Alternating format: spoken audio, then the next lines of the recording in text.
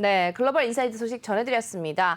이와 관련해서 또 우리 해외 증시 전문가분 모시고 바로 말씀을 좀 이어가 보도록 하겠습니다. 오늘 FOMC 성명서가 나온 만큼 또 중요한 이슈들이 많아서 바로 전문가분 모셔보도록 할 텐데요. 오늘 멀린 78의 이민우 대표 자리해 주셨습니다. 안녕하세요. 안녕하십니까? 네, 대표님 지금 일단 간밤 뉴욕 증시부터 좀 짚어봐야 되지 않을까 싶은데 이제 FOMC 이후에 좀 기자회견을 제롬 파월 의장이 기자회견을 한 다음에 3대 지수가 굉장히 또 하락을 했죠. 예, 그렇습니다. 네, 어떻게 보고 계신가요? 예, FOMC 회의로 그러니까 그 성명서 발표되고 나서 많이 떨어졌다가 기자회견 이후에는 반등을 했죠, 조금. 예, 반등을 했습니다. 그래서 3대 지수가 모두 하락을 했는데 처음 하락한 것보다는 반등을 한 그렇죠, 상태로 이제 하락폭을 좁힌 거죠. 예, 하락폭을 좁혔습니다. 그래서 3대 지수가 어떻게 보였는지를 제가 좀 가져왔는데요. 이제 표를 한번 화면을 보시면 그 3대 지수가 다 일제히 하락한 시점이 있습니다. 오후 2시부터 이제 하락을 저게 했는데 이제 그 발표가 나왔던 때고. 예, 성명서가 발표가 나오고 지금 반등을 한 시점이 3시 이후인데 3시 이후에 파월 의장이 기자회견을 했던 시점입니다. 그래서 이제 반등폭을 상당히 줄여서 뭐 다우는 0.7, 이제 나스닥은 0.2, S&P는 0.5% 정도 마이너스를 기록하면서 하락폭을 줄이면서 마감을 했는데요.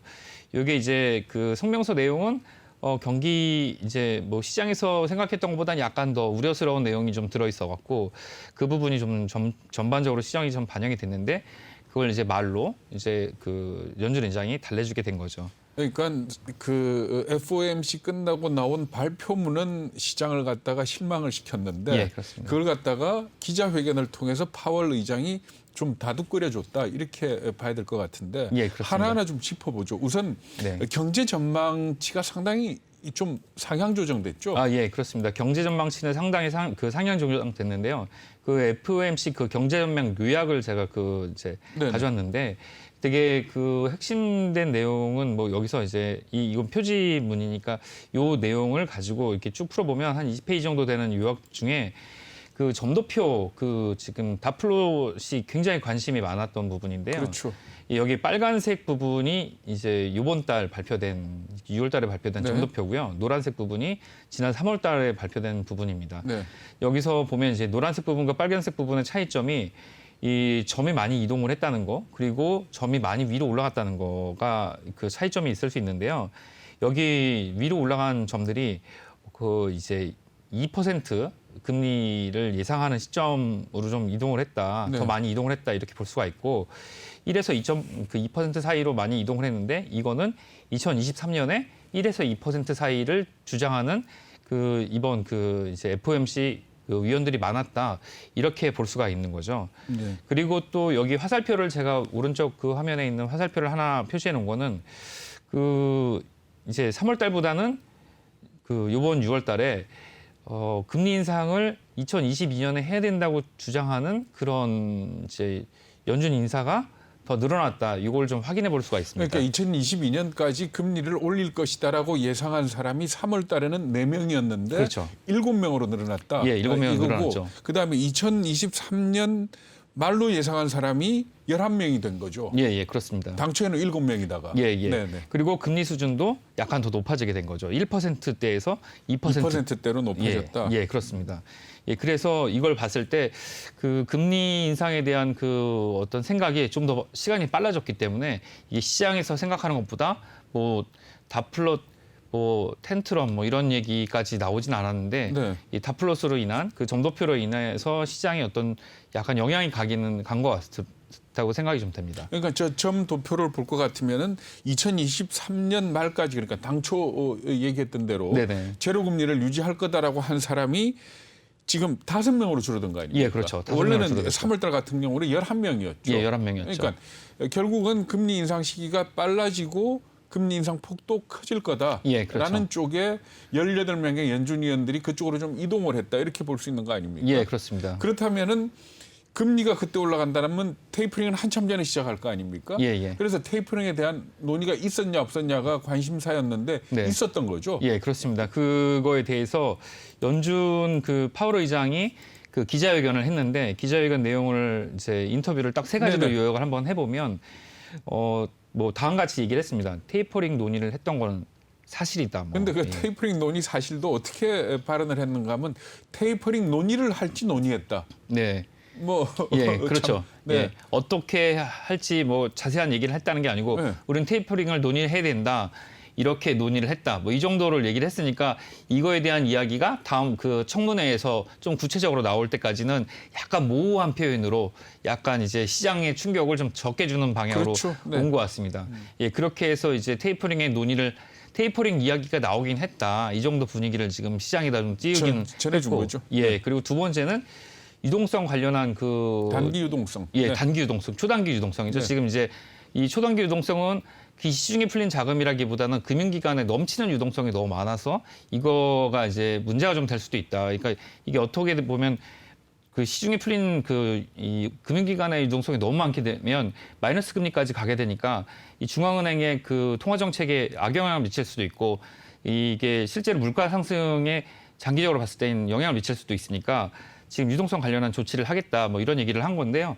저번에 한번 그 이제 김계성 의원께서 말씀하셔갖고 그 조사를 해왔던 그 IOER이랑 네. 예 영래포에 관계된 이야기를 했습니다. 지금 그 IOER 그러니까 그 은행에서 가지고 있는 그 지급 제가 준비율 그건 잠깐 설명을 드릴게요. 그러니까 IOER하고 영래포를 사실은 참 어려운 건데 예, 예. 보통 사람들이 알 필요도 없는 내용인데 결국은 이것 때문에 공부를 해야 되는 거 아닙니까? 네네. 그러니까 은행이라는 업무가 결국 예금을 받아서 대출을 해주고 가지고 돈을 버는 게 기본적으로 은행 업무 아닙니까? 그렇죠. 근데 은행이 예금 들어온 돈을 모두 다 대출할 수 없게 하는 거거든요. 그래서 네. 그 부분의 일정 부분을 지급 준비금으로 중앙은행에 맡겨야 되는 게 지급 준비금인데 네. 은행이 그 지급 준비율 30%로 만약에 정해져 있다면 30%를 초과해서 더 갖다 맡긴 돈에 대해서 주는 이자율 이렇게 보시면 됩니다. 그러니까 100원의 예금이 들어와서 30원은 지급 준비금으로 맡기고 70원을 갖다가 대출을 해줘야 되는데 이 대출이 잘 안 되고 단기 유동성이 넘치면 그걸 갖다가 중앙은행에 맡기면서 그 초과분에 대해서 이자를 지급하는 거고 영래포는 간단하게 이걸 보시면 됩니다. 그러니까 우리가 금융기관끼리의 초단기 자금 거래를 콜금리라 그러지 않습니까? 네. 이게 은행하고 중앙은행의 초단기 거래다 이렇게 보시면 되는 겁니다. 그러니까 콜금리는 아마 많이들 알고 네, 계실 텐데 이 영래포 그러니까 좀 어려워 보이는데 사실은 은행이 중앙은행에 돈을 맡기고 그 대신 채권을 담보로 잡는 예, 거죠. 예, 그렇죠. 네, 그러니까 어떻게 보면은 이 초단기 금융 거래 뭐 이렇게 보시면 되는 겁니다. 예, 예. 보통 이제 하루짜리 그렇죠. 예, 오버나이트. 예. 예. 보통 하루짜리 뭐 이제 거의 대부분이 이제 하루짜리인데요. 네. 근데 이제 지금 금리가 말씀하신 대로 그 초과 지준율, 그러니까 그 중앙은행에 맡기는 그 지급 준비율보다 더 높은 금리는 0.1%로 지금 되어 그렇죠. 있고 그 영래포, 그러니까 은행 그 이제 중앙은행과 시중은행과의 거래는 금리가 0%입니다. 그러니까 이제 마이너스 금리를 막겠다는 그런 의도가 좀 있는 거죠. 네네. 근데 이것을 이제 금리를 높이게 되면 네. 시중의 자금을 이제 빨아들이게 되니까 그 시중 자금을 빨아들이게 되면 유동성이 줄게 되는데 이게 테이퍼링의 전조 증상이죠. 근데 아니 한번 생각을 한번 해보세요. 그러니까 지금 테이퍼링이 한 달에 1,200억 달러 아닙니까? 예, 예. 근데 지난 14일 날 역래포 규모가 얼마인가 하면은 5,840억 달러거든요. 네네. 그러니까 한 5달치의 긴 말하자면 양적 완화가 네네. 중앙은행으로 가 있는 거죠. 그러니까 사실은 테이퍼링을 한다 안 한다 보다도 역래포 규모가 커지면은 채권 매입이 별 의미가 없어지는 거다 예. 이렇게 볼 수 있는 거 채권 아닙니까? 매입을 많이 하고도 이미 그 돈을 다시 은행에서 빨아들이는 네. 효과가 있는 거죠. 근데 이제 은행 간 금융거래 이제 그 역래포의 한도는 다 이제 기관 간 한 800억 달러로 한도가 네네. 정해져 있기 때문에 이게 한도 캡이 있어서 그 이상은 이제 가져오기가 좀 힘든데 테이퍼링 이게 이제 한도가 다 차게 되면 실제로 테이퍼링을 해야 이게 실제가 예, 효과가 있게 되는 거죠. 네. 근데 어떨까요? 지금 현재 금리 인상 시기에 대해서 점 도표를 통해서 예, 예.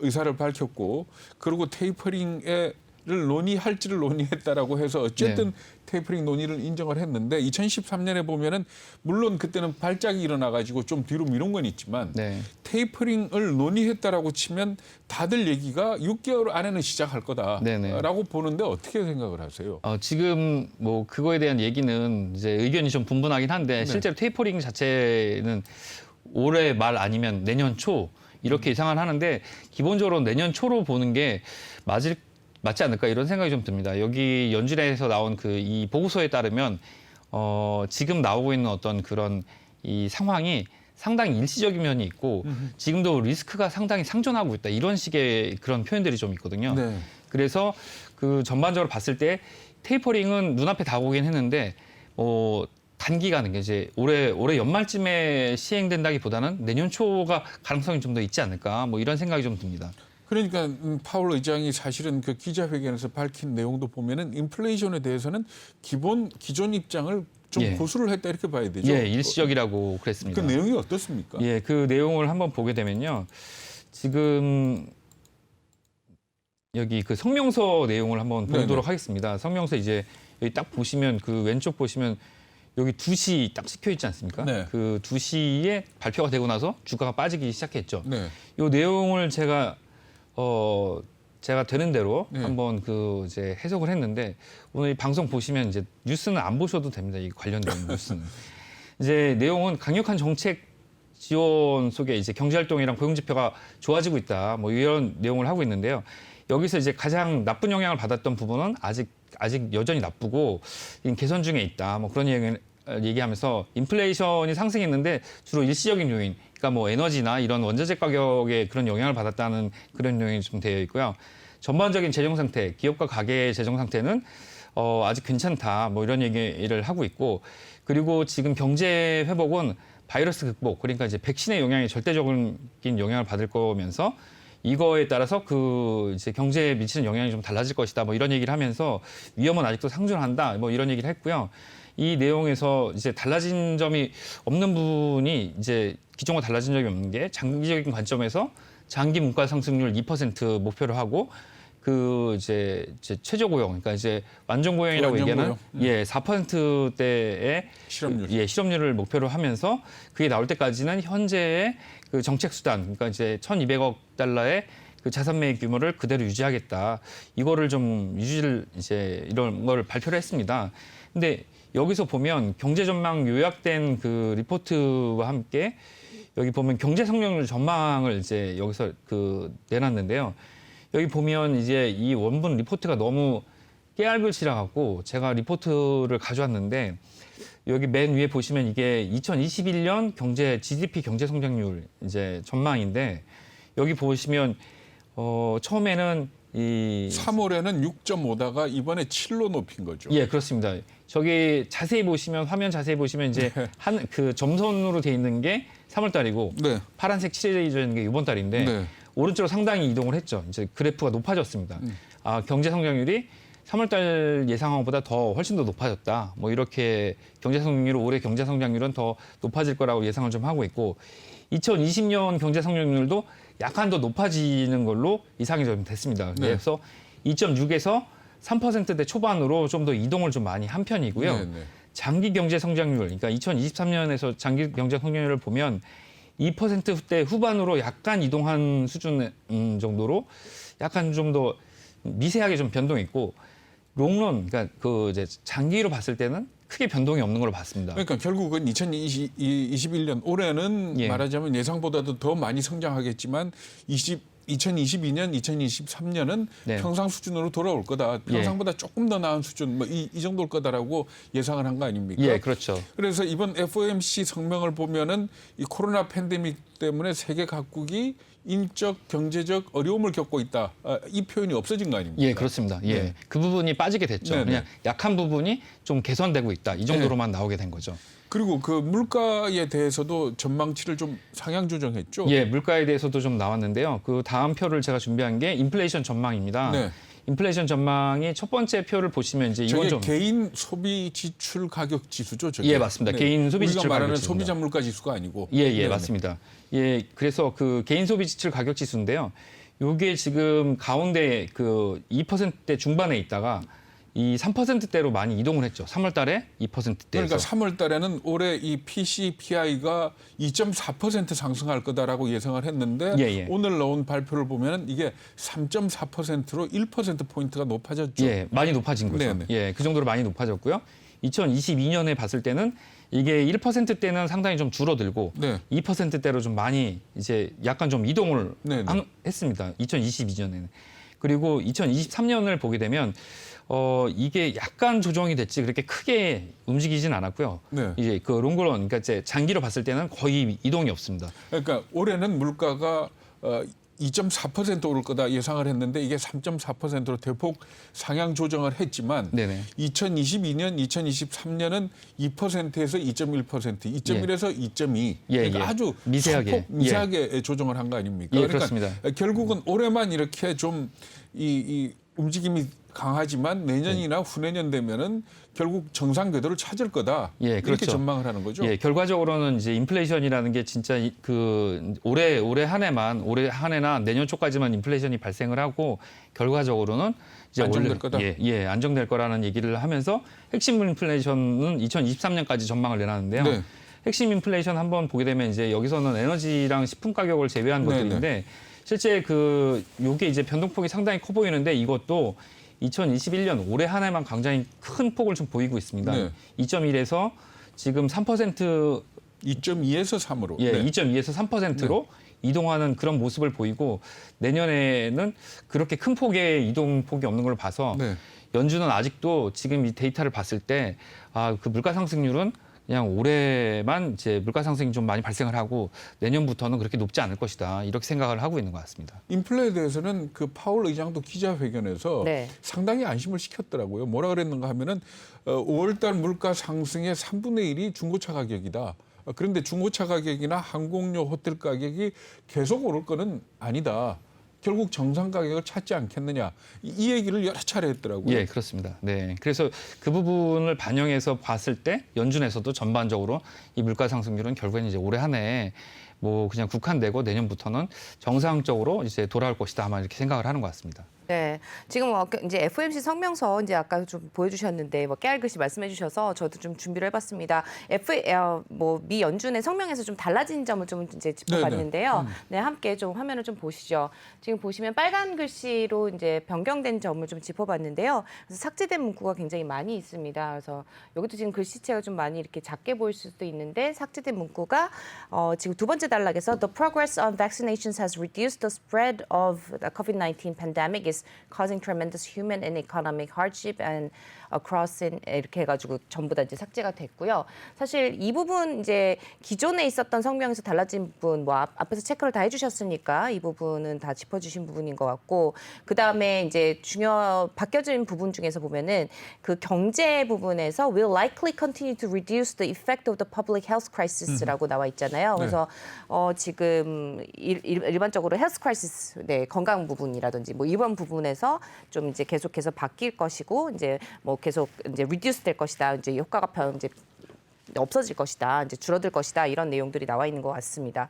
뭐 그다음에 이제 날짜 바뀐 것 빼고는 이제 크게 달라진 게 없다. 그러니까 기존에 네. 예상하셨던 것처럼 많이 달라진 게 없다. 이렇게 해석을 해봐도 되는지. 네. 네. 네, 이제 말씀하셨던 이 정치적 수사가 상당히 좀 줄어들고 네. 예, 그냥 그 시장을 좀 달랠 수 있는 정상적인 기존에 보던 중앙은행의 스탠스로 약간 좀 돌아온 것 같은 그런 느낌을 좀 가지고 있습니다. 네. 어쨌든 주가도 지금 보면은 나스닥이 굉장히 제일 많이 반응을 한 게 아닌가 싶거든요. 다우 자체는 뭐 어차피 무겁다 보니까. 예, 예. 그런데 네. 나스닥 아까 지금 이제 뭐 보여주시긴 했지 이제 뭐 일간 추이를 보여주셨는데 그 중에서도 어떤 그 전체적으로 맵을 좀 보면서 어떤 이제 종목별로 조금 한번 짚어주셨으면 좋을 것 같아요. 네, 일단 그 맵을 한번 보면서 말씀 좀 드리겠습니다. 어제 같은 경우는 전반적으로 다 혼조세를 좀 보이면서 결국에는 이제 하락 마감을 했는데 네. 그 중에서도 대형 기술주는 그나마 선방을 좀 했습니다. 이 표에 보시면 아시겠지만 애플이랑 아마존, 테슬라는 그런 대로 그 강보합으로 마감을 했고 나머지 대부분 섹터는 대부분 다 하락을 했고 금융주만 약간 그 강보합으로 좀 마감을 했는데요. 여기서 보시면 그 필수 소비재 산업재 그 유틸리티 기초 소재가 특히 많이 빠지게 됐습니다. 이게 아무래도 경기를 좀 반영하는 그런 어떤 심리적 위축이 좀 있어서 그런 게 아닌가 싶고 이렇게 된다 그러면 이제 금리 상승이 조기에 당겨지게 되는 거 아닌가. 그리고 그동안 이제 그 필수 소비재 산업재 그 부동산 유틸리티 같은 경우는 많이 상승해서 그 부분에 대한 어떤 차익 실현이 좀 있지 않았는가 그런 생각이 좀 드는데 이게 어저께 뭐 폭락을 했다든가 그 매물이 많이 나오고 거래량이 많은 부분이 아니었기 때문에 그냥 심리적으로 이 연준 발표가 있었을 때 그 심리적인 부분이랑 기계적인 부분이 좀 반영이 돼서 그런 부분이 좀 시장에 좀 영향을 미치지 않았는가 싶고요. 섹터별로 일관 부분을 한번 보게 되면 어저께 제일 많이 빠졌던 부분 사실 그 이제 기초 소재. 네, 그러니까 기초 그랬죠. 소재니까 이제 그 뭐 건설 부분에 대한 영향이 좀 많았던 것 같고요. 그 기초 소재 같은 경우는 그동안 많이 상승을 했기 때문에 그 부분에서의 그 차익 실현 매물이 좀 나온 것 같고요. 그리고 유틸리티랑 그 커머셜 디펜시브 그러니까 이제 임의 소비재 이런 경우도 상당히 이제 그동안 많이 올라온 부분이 있어서 여기서 좀 많이 그 차익 실현 매물이 좀 나온 것 같습니다. 이 자체가 이제 큰 그 하락폭을 보인 거 아니고 그동안 상승분의 부분적 조정이기 때문에 이 자체가 어떻게 큰 영향을 뭐 시장에 받아서 뭐 그 추세 조정이라기보다는 그냥 어저께 그 2시경에 나온 그 FOMC 결과물을 보고 그냥 뭐 기계적인 반응 정도를 했다 이렇게 볼 수가 있겠습니다. 지금 보니까 또 그 제가 이제 기사를 이제 검색을 하다 보니까 그런 내용이 있더라고요. 지금 그러니까 테슬라가 빠질 때마다 좀 다시 주워 담아야 된다 이런 내용들이 나와 있던데 전문가님 보실 때는 어떤 것 같아요? 지금 어제도 간밤에 보니까 테슬라는 또 다행히 조금 강보합으로. 강보합으로 마무리가 됐더라고요. 네, 테슬라가 빠질 때마다 주워야 담아야 된다는 얘기는 그 이제 이게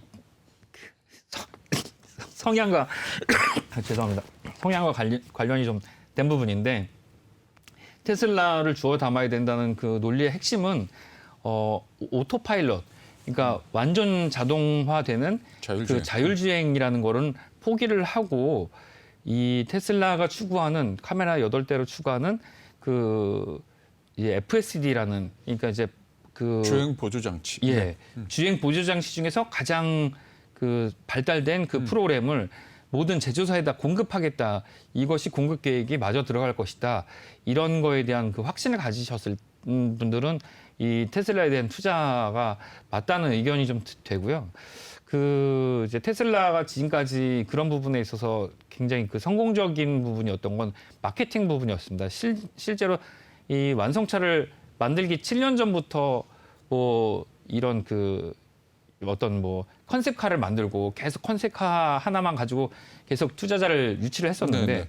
지금도 마찬가지로 뭐 2020년에는 뭐 테슬라 오너는 그냥 집에서 자고 있는 동안에 그 차가 나가서 택시 운전을 해서 돈을 벌 것이다라는 로봇 택시를 가지고 시작해갖고 올해까지도 뭐 10만 대 얘기도 하고 뭐 그랬었는데 결국에는 안 되고 그거 포기하고 그거는 다 거짓말인 거로 이제 사실 아무도 안 믿지 않습니까? 어떻게 지금 보면은 지금 테슬라의 주가는 미국 뉴욕 증시에 상장이 됐기 때문에 올 수 있었던 주가가 아닌가 싶거든요. 예, 그렇죠. 만약에 한국 증시에 상장이 됐더라면은 네, 그랬으면 뭐 네, 말도 안 됐겠죠. 그랬으면 이제 주가 조작 혐의로 그 앨런 머스크는 이미, 네. 예, 이미 근데 아니 사실 테슬라가 이 자동차 산업에 미친 영향은 크죠. 예, 굉장히 크죠. 사실 테슬라 아니었으면 전기차가 이렇게 빠른 시일 안에 도입이 될 거라고 아무도 생각을 안 했던 거거든요. 예. 그래서 그 속도감을 가지고 자율주행까지도 가지 않겠느냐라고 네네. 사실은 기대했던 거죠. 마치 네. 그 우주 로켓 쏴가지고 네. 재사용하듯이 예, 예. 뭔가 머스크는 보여줄 거다라고 기대를 했는데 네. 지금은 사실 출발점에서 다시 한번 생각을 해봐야 되는 시점인데 네. 지금 말씀하신 것처럼 그 성향에 따라서 기대를 거는 사람도 있고 기대를 접는 사람도 있는 거 아닙니까? 네, 그렇습니다. 그 기대를 접는 몇 가지 이유들은 과연 자율주행차를 테슬라만 만들 수 있겠냐 예, 예. 하는 이 부분. 그리고 네. 전기차나 자율주행차에 대해서 완성차 업체들이 뛰어들었다는 거. 네. 뭐 이런 것들. 네. 이런 것들. 그리고 가장 큰 리스크가 머스크 아닙니까? 네, 그렇습니다. 이렇게 머스크의 어떤 성향적인 부분이 상당히 많이 반영을 좀 하고 있는데 거기서 봤을 때 이제 이 테슬라가 어떤 완성차 업체랑 협업을 하는지 그게 관건이 좀 될 것으로 좀 보여지고 완성차 업체에서 자기들이 개발한 자체 프로그램을 사용하지 않고 테슬라의 그 FSD라는 그 프로그램을 도입한다고 하게 되면 그때는 정말 그럴 수 있겠죠. 예, 캐시우드가 얘기한 대로 몇천 불 가는 거는 정말 시간 문제라고 생각이 좀 됩니다. 네. 근데 아니 카메라 8대를 가지고 하는 거 하고 그러니까 레이더나 라이다를 사용하는 거 하고 네. 뭐 물론 라이다는 워낙 비싸기 때문에 가격 경쟁력이 없지만은 네. 레이다는 레이더도. 또 그렇지는 않거든요. 예, 레이더도 이제 제외한다고 했으니까 네. 그 얘기는 그냥 이 프로그램으로 그 가겠다는 얘기로 보여지는데 이 엔지니어들한테 물어보니까 카메라만으로 갈 때는 뭐 눈이 오거나 뭐 안개가 그렇죠. 끼거나 비가 오거나 이랬을 때는 그것을 그 프로그램 이제 카메라만으로는 사람이 그렇죠. 운전한 그렇죠. 것처럼 갈 수가 없다고 합니다. 네. 네, 오늘 또 말씀 잘 들었습니다. 오늘 FOMC 성명서 이후에 나온 발표와 관련해서 또 해외 증시 또 관련해서 또 말씀 들어봤습니다. 도움 말씀 주신 분 멀린 78의 이민우 대표였습니다. 말씀 고맙습니다. 감사합니다.